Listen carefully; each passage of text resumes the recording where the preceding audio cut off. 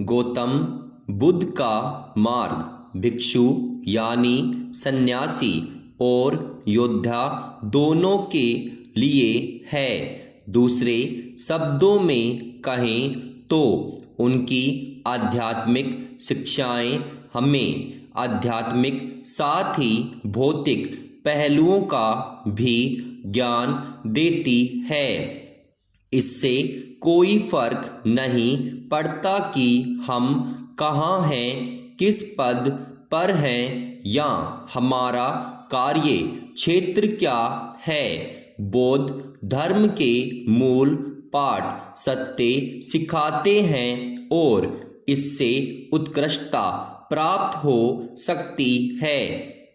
इनका उपयोग व्यवसाय, राजनीति, खेल, कला या अन्य किसी भी क्षेत्र में हो सकता है, क्योंकि सफलता और अच्छे नेतृत्व के मूल सिद्धांत एक समान ही रहते हैं। गरिमा, सम्मान, शांतचित्ता, स्पष्टता, सहज नेतृत्व आदि वे लक्षण और पहचान हैं जो हमें किसी भी क्षेत्र में एक अच्छे लीडर के रूप में स्थापित कर सकते हैं। यही कारण है कि बुद्ध के संदेश का अनुकरण न केवल आध्यात्मिक अभिलाषियों द्वारा किया गया, बल्कि उन लोगों द्वारा भी जो योद्धा संहिता का पालन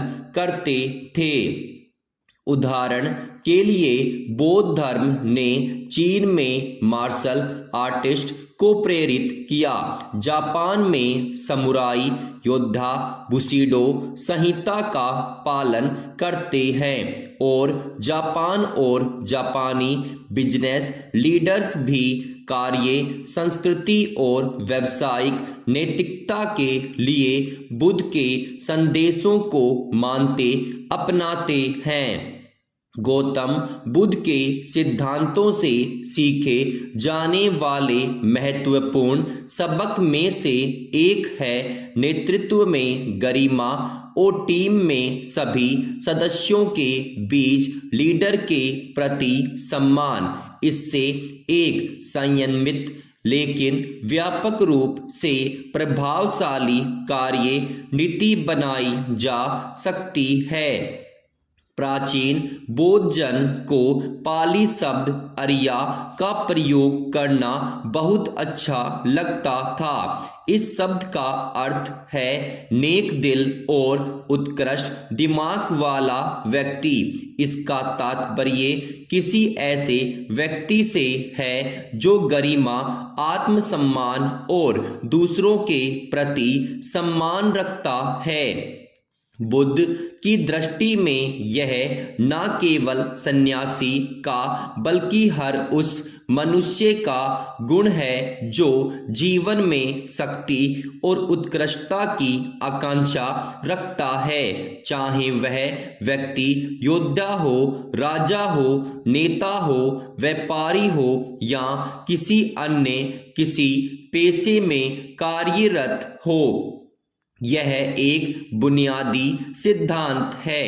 आत्मसम्मान और आत्म गरिमा के बिना दूसरों का सम्मान, दूसरों के मूल्यों का सम्मान करना व्यर्थ है। बौद्ध भिक्षु का मार्ग है जीवन के प्रति गहरी आस्था और सम्मान की भावना विकसित करना, और यह एक ऐसा गुण है जिसे हम सभी अपना सकते हैं, क्योंकि इन गुणों के प्रति सचेत रहने और इन्हें अपनाने से हम अपने कार्य में अधिक स्वाभाविक और सहज हो जाते हैं। हमें पहले से कहीं अधिक गतिशीलता आ जाती है और हम ऊर्जा से भर जाते हैं, क्योंकि अब हम ब्रह्मांड के साथ एकात्मकता का अनुभव करते हैं। हम अनुभव करते हैं कि जीवन में नैतिक और आध्यात्मिक साहस के साथ सशक्त रूप से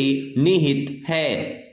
इस तरह आप विकसित होते जाते हैं। आप दुनिया को अपनी उच्चतम ऊर्जा देते हैं। आप अपनी आंतरिक क्षमता के लिए पहचाने जाते हैं। आप जो भी करते हैं उसमें गरिमा और सम्मान के साथ सर्वोत्तम और उच्चतम ऊर्जा शामिल होती है।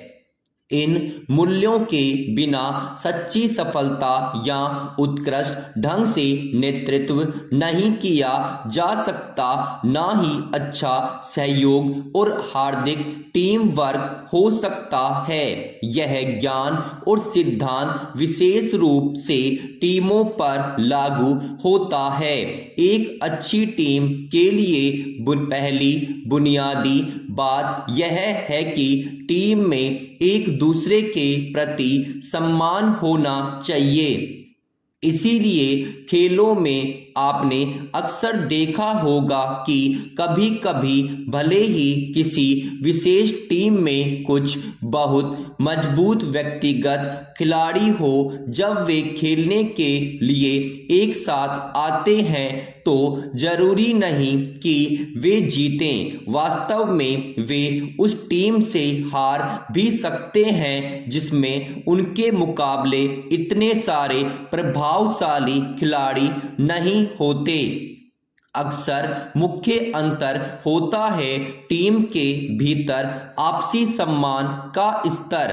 कभी कभी कमजोर टीम सम्मानजनक टीम वर्क की भावना को कहीं बेहतर ढंग से प्रदर्शित करती है, जिससे टीम अधिक प्रभावशाली साबित होती है। जिस टीम के खिलाड़ियों में एक दूसरे के प्रति पूरा सम्मान होता है, उस टीम के भीतर गरिमा होती है और उसमें अद्भुत शक्ति पैदा होती है। यह नैतिक मार्ग है। यह हमारे भीतर आनंदमय उत्साह और ऊर्जा जगाता है और इससे शानदार नेतृत्व और टीम रिजल्ट मिलता है। पारस्परिक सम्मान और गरिमा से सच्ची जीत मिलती है। यही सीख बुद्ध के मार्ग के केंद्र में है और सन्यासी और योद्धा दोनों के लिए लागू होती है। यह एक बुनियादी और सूक्ष्म सिद्धांत है। समुराई यूनिट को इसके उदाहरण के रूप में देखा जा सकता है और यह बौद्ध धर्म से प्रेरित जापानी वर्क एथिक्स का भी एक जरूरी हिस्सा है। यही नैतिकता प्राचीन दुनिया के बुद्ध प्रेरित नालंदा और विक्रमशिला विश्वविद्यालय जैसे मानव इतिहास के दो महानतम संस्थानों के केंद्र में है। एक बार फिर खेल टीमों के उदाहरण के माध्यम से बात करना उपयोगी होगा। इससे संदेश का मर्म पकड़ में आ जाएगा। आप पाएंगे कि ये सिद्धांत खेल टीमों के कप्तानों या कैप्टन पर भी लागू होते हैं।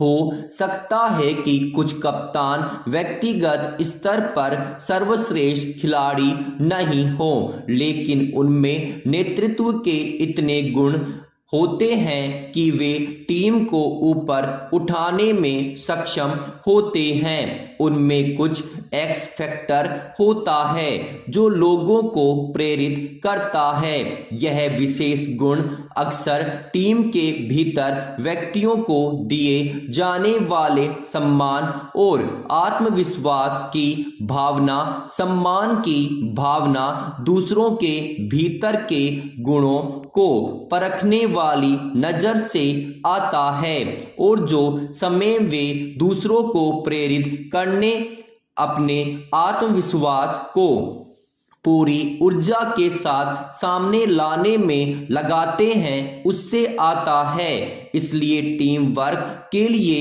यह बहुत आवश्यक है। यह एक मूलभूत मूल्य है और यह अपनी शक्ति को भीतर से जानने के लिए आवश्यक है। यह मूल्य एक व्यक्ति के रूप में हो सकता है या यह टीम के रूप में हो सकता है।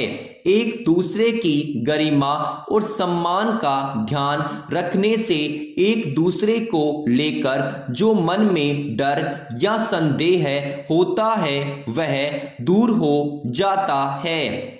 टीम के भीतर थोड़ा भी संदेह हो तो टीमें अक्सर विफल हो जाती है।